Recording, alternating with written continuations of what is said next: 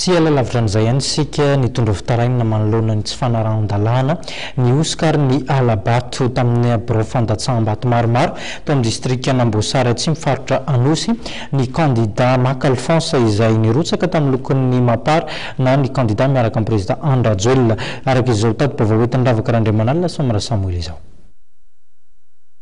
Isan'ireo candidat 12 faninana tamin'ny fifidianana solombavam-bahoaka ny tanterahana ny 20 Desambra teo tao amin'ny distrika Namboasary Atsimo faritra Anosy i Marc Alphonse izay nirotsaka tamin'ny lokon'ny Mapara. Raha nanao tatitra ny fizotra ny fifidianana tany an-toerana izy dia nanambara fa nisy ny Oscar, ny Alabato sy ny fampiasana fitaovam-panjakana izay nataon'ny candidat mahaleo teny mpifaninana taminy. Ity candidat ity izay raha ny fanamariany dia toana ny olom-panjakana avy aty amin'ny fanjakana Fohibe.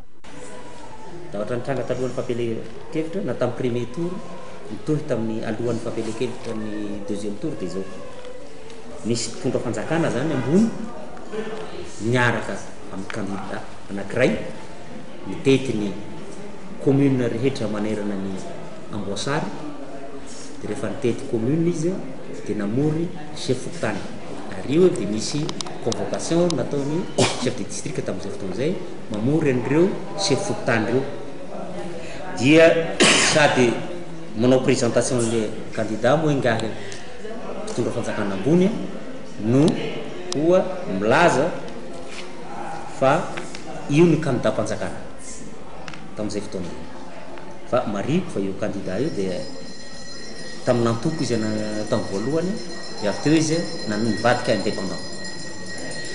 dia tamin'io zany misy ny menace natao tamin'ireo mpitondra any amin'ny fokontany ireo le chef fokontany zany misy menace zany hoe zay chef fokontany ka tsy mahalany an'io ka tsy lany io candidat dia limogena tsy ho chef fokontany intsony. Nanana soloteny ity candidat ity tamin'ireo biro fandatsaham-bato mitotaly 290 eto anivony ity district Namboasary Atsimo ity ka nahafahany nahita ireo tsy fahatombanana teo amin'ny taratasy mpifidianana tao amin'ny biro mpifidianana maromaro tao an-toerana toy ny tao amin'ny commune Tanandava, Sampoina, Ifotaka, Tsivory, Mahaly ary Amboasary Atsimo.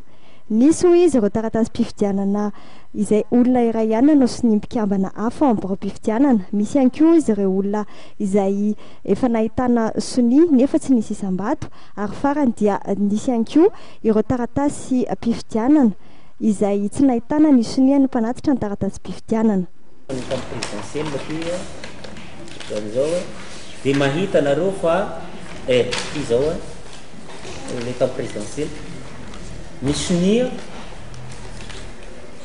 sonia dia ireo fa ohatrany sonian'olo tokana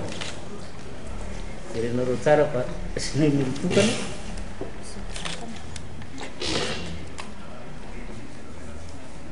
tsara ngany tany a commune Betomay io tany a Mahaly misy an'io dia izy hitantsika io sonian'olo tokana dia zavatra faharoa koa ny procès verbal reto hitantsika reto ny akabetsahany izy reto dia tsisy manao sonia ny mpanatitra vato nefa zany tokony hoe riteto zany mpanatitra vato tokony riteto zany ny mpanatitra vato hoe manao sonia fa tsy misy manao sonia ny mpanatitra vato zavatra ny tranga maromaro zany ny ka tranga misy. Ankoatr'ireo tatitra nitondran'ny porofireo dia nanambara ity candidat ity fa nisy ihany koa ny raha matahorana mpiarina tamin'ireo sefim-pokotany ny ben'ny tanàna ary mpiasam-panjakana any toerana. Ametraka fitarainana eny anivon'ny CES ny senity moa i Marc Alphonse manoloana ireo tsy fanarahan-dalàna maro ireo hitondra ny raharaha eny anivon'ny tribonaly ataolanaro ihany koa izy mba hisy ny fanadihadiana misokatra amin'ity raharaha ity. Mbola tsy feno moa hatreto mivoaka mpifidianana avy any amin'ity district ity raha ny eo amin'izay fifidianana sombavam-bahoaka izay ny resahana saingy efa hita taratra kosa mivokatra fa ny candidat mahaleo tena Solange Angèle no mitarika manaraka azy avy eo ny candidat Kaleta ary fahatelo ny candidat Marc Alphonse.